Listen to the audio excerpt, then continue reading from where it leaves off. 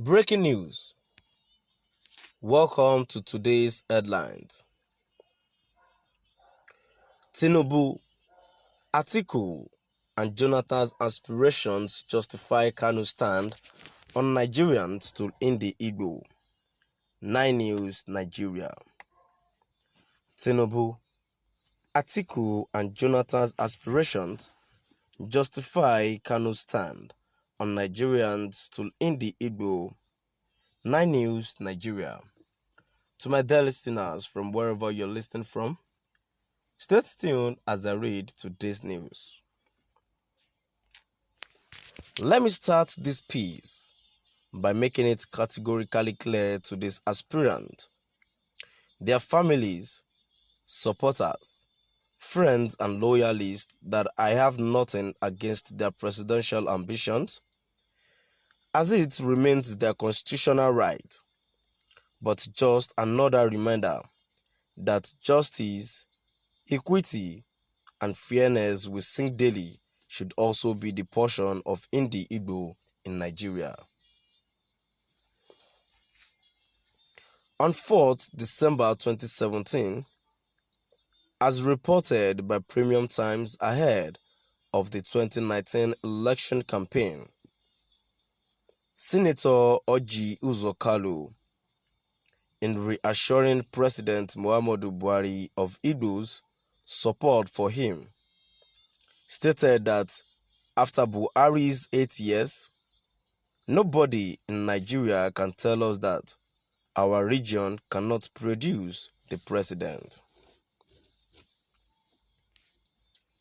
Tinubu and other and APC bigwigs ahead of the 2019 general election campaign was very clear in emphasizing that a vote for Buhari's second term is a sure bet for Igbo presidency come 2023.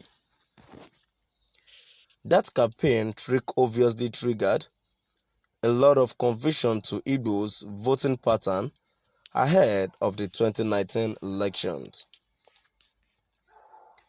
With Peter Obi as running mate to Atiku Abubakar, a political calculation that might have possible 25% total vote to Buhari in the region.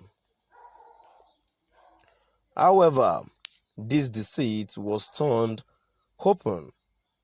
Channels TV report, 2nd August 2018 by the then Senate President Bukola Saraki that he, Tinubu, expressed a strong opinion that he would rather support a Buhari on the hospital stretcher to get a second term because in 2023, power will shift to the southwest.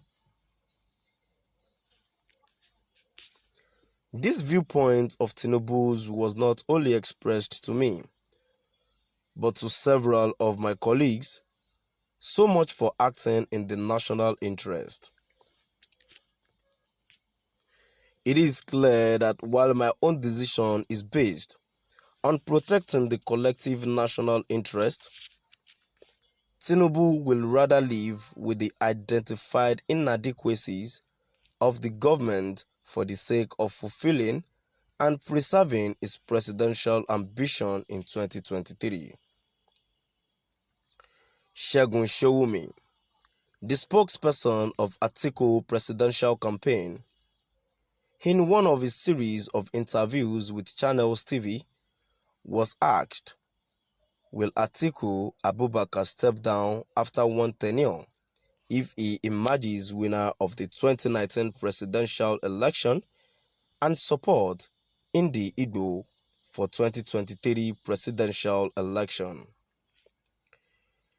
Knowing very well that by 2023, the North should have completed 8 years. And Segun replies, when we get to that bridge, we will cross it.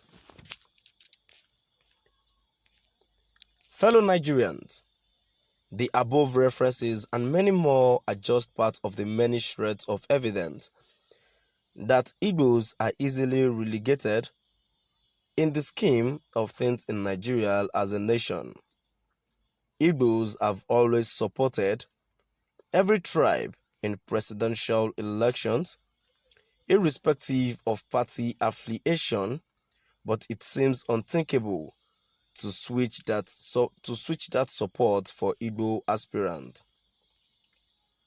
With all the support given to the government of Goodluck Jonathan by Indi Igbo, I have never seen him anywhere conversing for the Igbo presidency, nor condemning the mistreatment on them as a people.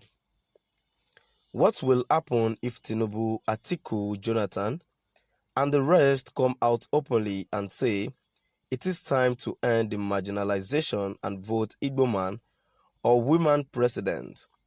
Will heaven fall after all? They have been doing that for every other tribe.